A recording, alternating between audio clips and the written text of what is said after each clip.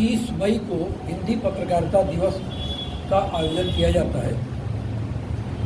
वैसे तो भारत में पत्रकारिता का इतिहास तो बड़ा सनातनी है, लेकिन हिंदी पत्रकारिता के रूप में माना जाता है कि उदंत मार्तंड नाम से पंडित जुगल किशोर शर्मा जी ने कलकत्ता में ये 1826 में इस पत्र का प्रकाशन शुरू किया था। हालांकि उस दौर में ये समाचार पत्र ज़्यादा दिन तक नहीं चल पाया क्योंकि आर्थिक विषमताएं थी जो आज भी हैं। तो लेकिन चूँकि एक विधिवत हिंदी अखबार का प्रकाशन हुआ था, इसलिए इस दिन को हिंदी पत्रकारिता दिवस के रूप में मनाया जाता है। और हम जो हिंदी पत्रकारिता करते हैं, हम लोग के लिए यह दिवस एक जन्मदिन के समान बहुत ही पावन और पावस है। तो इस पत्रकारिता दिवस पर हम लोग हर साल एक आयोजन करते हैं। इसमें पत्रकारिता से जुड़े किसी एक विशेष संदर्भ में एक गोष्ठी होती है और फिर कुछ अपने बीच के ही पत्रकारों को सम्मानित भी किया जाता है। और उसके साथ जो पत्रकार हमारे बीच में अपनी यात्रा को अपूर्ण छोड़कर गोलोकवासी हो जाते हैं, हम उनको भी याद करते हैं, उनको भी श्रद्धांजलि देते हैं और उनके नाम पर, उनकी स्मृति में हम पत्रकारों को सम्मानित भी करते हैं। इस वर्ष इस गोष्ठी का विषय बहुत ही सामयिक है। आप आर्टिफिशियल इंटेलिजेंस का नाम सुन रहे होंगे, एआई के जरिए ऐसे तमाम बुद्धियों को हल करने का भी दावा किया जा रहा है जो अनसुलझी थी, लेकिन साथ ही एआई से जो क्रिएशन हो रहा है उससे कई बार ऐसा आभास होता है कि कहीं यह हमें भ्रमित करने की और कहीं हमारे लिए नुकसानदेह तो नहीं होगी। ऐसे में एआई तकनीकी और पत्रकारिता इस विषय पर हम एक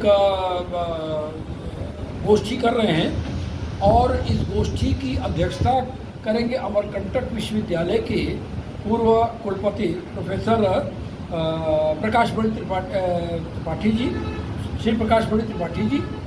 मुख्य अतिथि होंगे गोरखपुर में राष्ट्रीय सहारा के संपादक रहे और वर्तमान में कानपुर में राष्ट्रीय सहारा के संपादक श्री मनोज तिवारी जी करेंगे। मुख्य वक्ता के रूप में वर्धा के पूर्व उपकुलपति प्रोफेसर चितरंजन मिश्र जी मुख्य वक्ता होंगे और विशिष्ट वक्ता के रूप में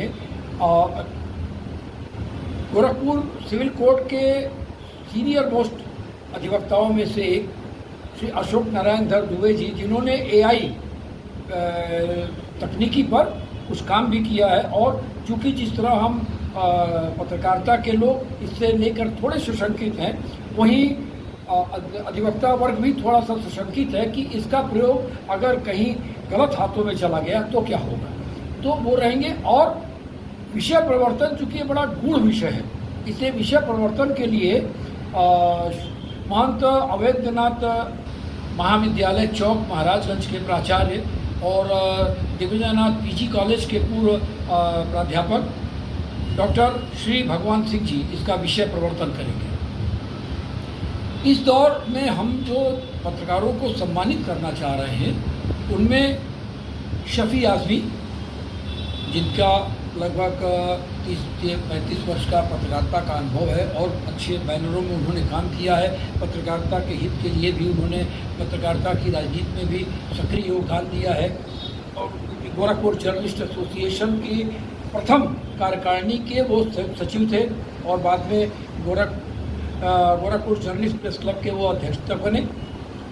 उनके साथ अपराध जगत की रिपोर्टिंग के जाने माने हस्ताक्षर आनंद राय जी को सम्मानित किया जा रहा है, जो इस समय पीटीआई के स्पेशल करेस्पॉन्डेंट हैं लखनऊ में, और राजीव ओझा जी को जो लाइव चैनल के रूप में यूपी स्टेट हेड के रूप में लखनऊ में कार्यरत हैं। हालांकि इन्होंने काफ़ी समय तक जागरण और सहारा आदि अखबारों में काम किया है। इसके साथ आकाशवाणी में पिछले लगभग 3 दशक से समाचार वाचन में अपनी आवाज़ के जरिए अपना प्रमुख स्थान बनाने वाली श्रीमती सुकीर्ति अस्थाना जी और दरक्षा ताजवर, जिन्होंने आकाशवाणी उर्दू में काम भी किया है और एक अंतर्राष्ट्रीय स्तर की ख्याति प्राप्त और पुरस्कृत लेखिका हैं, जिनके 10 पुस्तकें इन्होंने लिखी हैं और 10 सम्मानित पुरस्कृत हुई हैं। अब आता है कि हम इनको कौन सा सम्मान दे रहे हैं।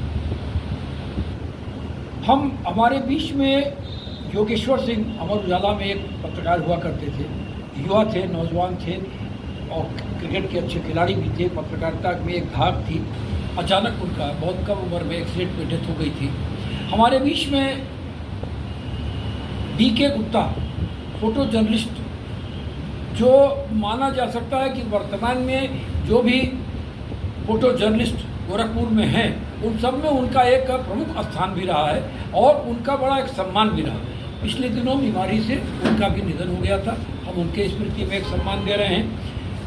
हिंदुस्तान में धर्मेंद्र मिश्र जी एक अच्छे सब पत्रकार थे। लगभग 10 वर्ष उन्होंने हिंदुस्तान में काम किया था, लेकिन अचानक उनके निधन से पत्रकारिता जगत को क्षति हुई।